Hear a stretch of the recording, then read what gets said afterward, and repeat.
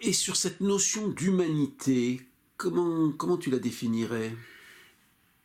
C'est pas un mot qui me parlait tellement à l'origine et dont j'ai trouvé à mon avis le sens profond quand j'étais à l'hôpital. Parce que quand j'ai vu pendant ma nuit de réanimation le dévouement incroyable des infirmières qui s'occupaient de moi, je me suis rendu compte qu'effectivement il y avait un lien commun entre les hommes au-delà de toutes les divisions qui les séparent, culturelles, sociales et ainsi de suite, et qui était cette fraternité de l'espèce dont j'ai déjà parlé.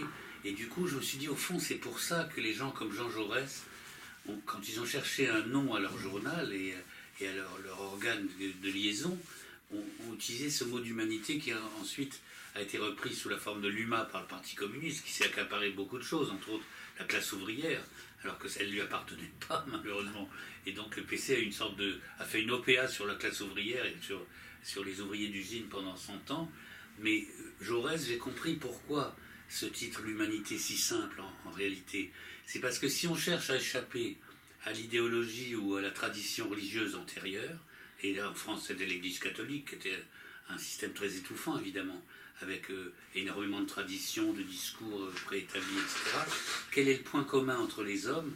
C'est leur humanité. Et c'est donc une façon de trouver une sorte de religion commune qui soit post-confessionnelle, au-delà des confessions religieuses traditionnelles. Et donc cette notion d'humanité, en fait, une notion nouvelle. C'est une notion, quel est le lien commun entre les hommes au-delà de toutes les cultures et toutes les générations et traditions qui jusqu'ici se sont opposées, et que la nouvelle mondialisation industrielle, qui était déjà à l'œuvre au XIXe siècle, est en train de constituer en une espèce de planète unique. Et donc c'est le début de la mondialisation finalement religieuse ou spirituelle.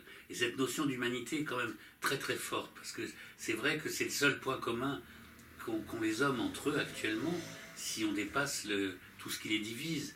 Et donc parfois quand je marche dans la rue et que je vais à mon bureau et que je vois cette mosaïque cosmopolite de gens que je croise sur les trottoirs, je me dis quelle est la culture commune que les gens ont encore ensemble aujourd'hui. Et on s'aperçoit qu'il n'y a plus que la consommation.